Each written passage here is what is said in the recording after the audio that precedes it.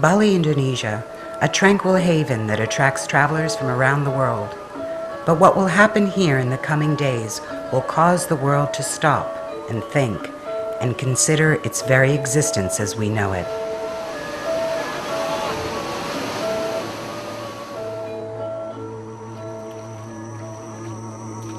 Dangin Tukadaya, a typical Balinese village. Many residents here are farmers like Inyoman Narma. He lives here with his wife and extended family. They will all play a pivotal role in this life and death simulation, one that will test the limits of all involved. 1 month before the outbreak, several chickens in the village suddenly die. Not an unusual occurrence, but one that in hindsight will prove to be the trigger for the outbreak.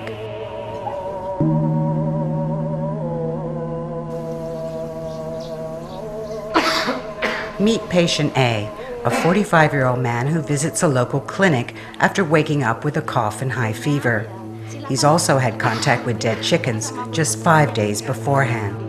Under normal clinical conditions, the doctor may have diagnosed the case as simple flu, but following outbreaks of the bird flu virus in poultry, the doctor decides to take extra care and reports the suspect case to district authorities.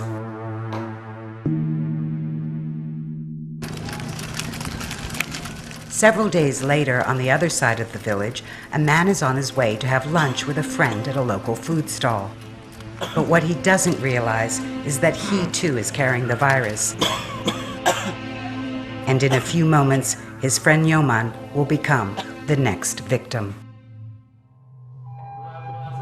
It can occur if it is a very intimate contact. So anyone who is in intimate contact for taking care, for nursing care, has a chance, because that particular person get continuously the doses of the virus.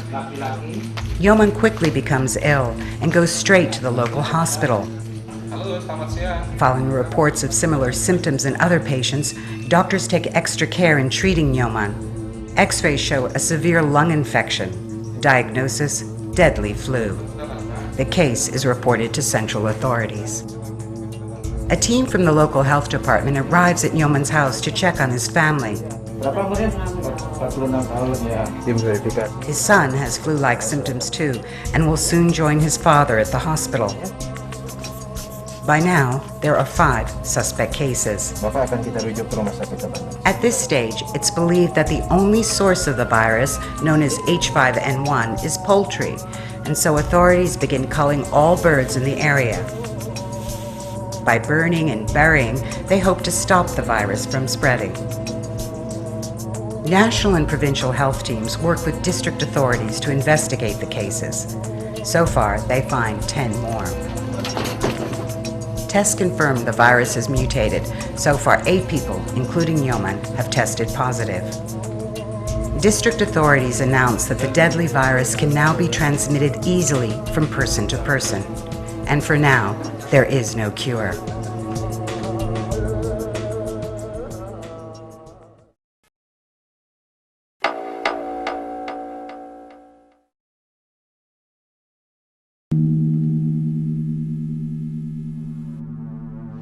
Inyoman and his son are hospitalized as they fight for their lives. Even with intensive care, only about 20% of victims survive. The new mutated virus could prove even more deadly. Mengingat wabah ini berpotensi menimbulkan terjadinya pandemi di seluruh dunia.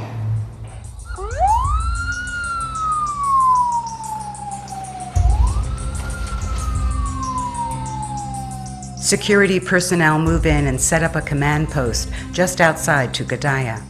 Vehicles are sprayed with disinfectant to stop environmental transfer of the virus. From here, they will control all movements to and from the village. The goal: to stop the virus from spreading.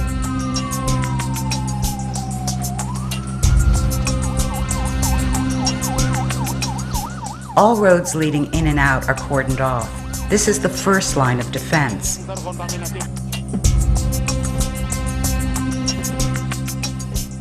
For the coming weeks, the 1,000 residents of Tukadaya will rely on authorities to provide everything, from food to medical care.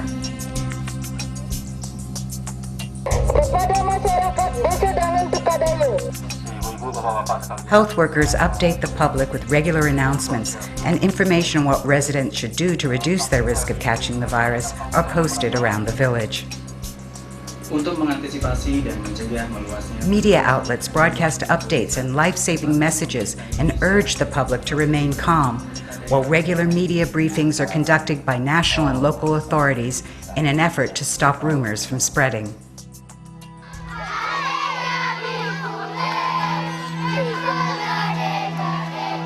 Schools and other public places are immediately closed.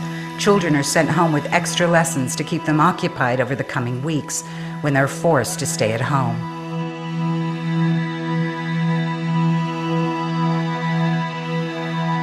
Health workers visit each and every home, checking for new victims and handing out an antiviral drug. For now, the only medicine that offers some protection.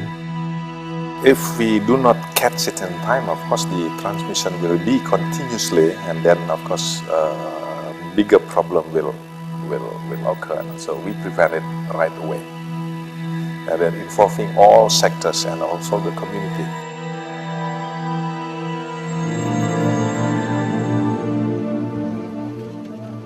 Homes where victims have been found are cordoned off, and all families rely on the logistics teams to provide daily necessities, even clean water.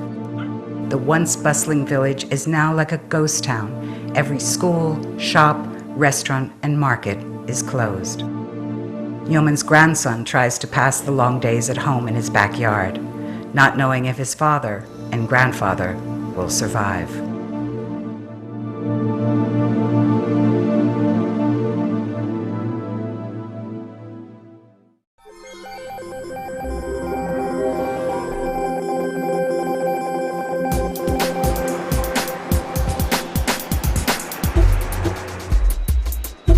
At Bali's international airport, security and health personnel begin to implement stiff control measures.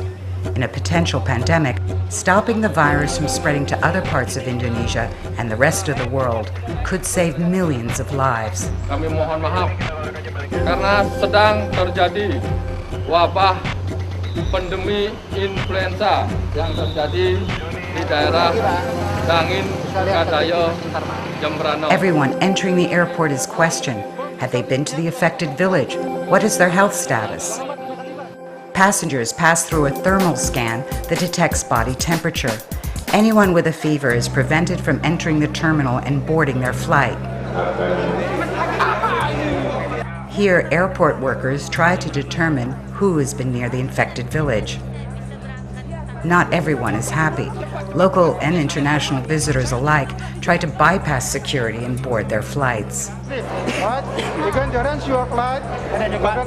Listen to me, my flight. Suspected cases are brought to a makeshift clinic set up just outside the international terminal. Annie didn't have a fever, but she had been in Tukadaya 1 week ago, and so she too is being examined. For Bobby, the situation is worse. He has visited Tukadaya 5 days ago and is showing signs of flu. He develops a fever and a hacking cough. Doctors send him immediately to nearby Sangla Hospital,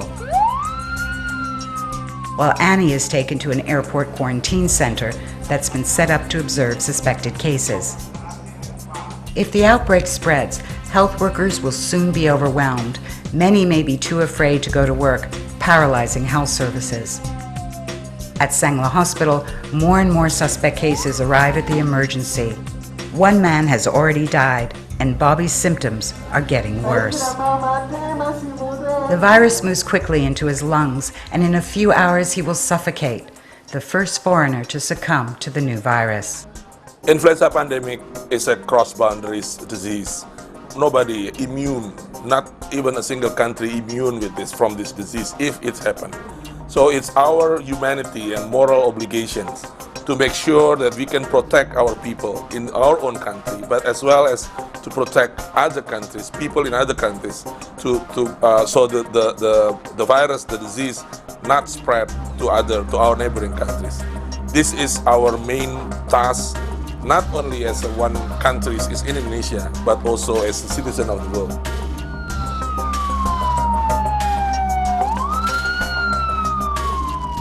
At Inyoman's village, the situation is tense after a long quarantine.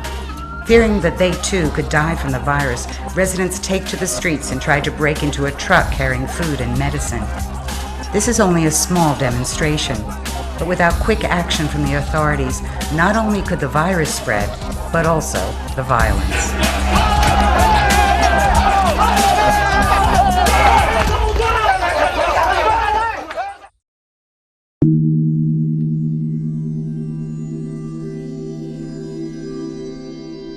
2 weeks after alarms were raised, the last case is detected in Tukadaya. For the next 2 weeks, they test for new victims, but none are found. The epicentre is finally under control, and the quarantine can be lifted.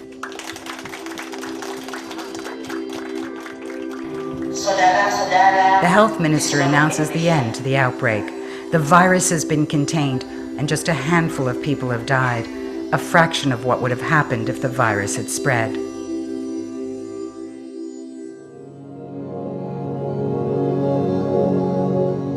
It has been an enormous effort. Security personnel, health and transportation workers, community volunteers, all were involved in this containment exercise.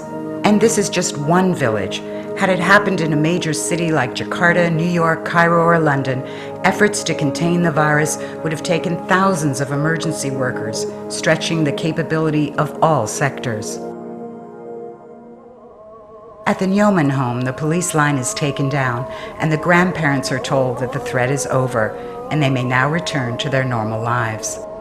In this scenario, both Inyoman and his son survived, but the bird flu virus is highly virulent, and some 80% succumb. The situation could be even worse if the virus mutates. If everything we do is completely overwhelmed because the pandemic is such an extraordinarily fierce one, or if our preparedness turns out to be just not good enough, then what will happen, I believe, is a much higher mortality event. In the multi-millions of deaths, there will be mass absenteeism in many different parts of industry and government, perhaps 30 or 40%. There will be therefore a breakdown in large chunks of the health system because it will be overwhelmed.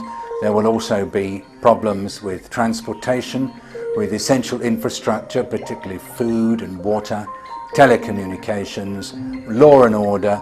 Things like jails will become very hard to manage. There may well be quite serious insecurity because of shortages of police, and the other services of government will break down as well.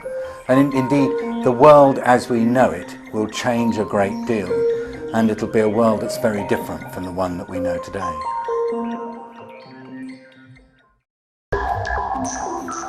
The Bali simulation provides a vivid picture of what could happen in an outbreak.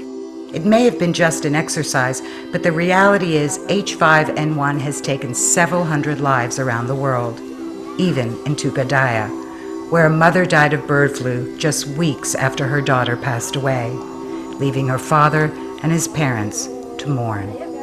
Whether or not it will be this particular virus that mutates is still unknown, but experts agree on one thing, that we are due for another pandemic.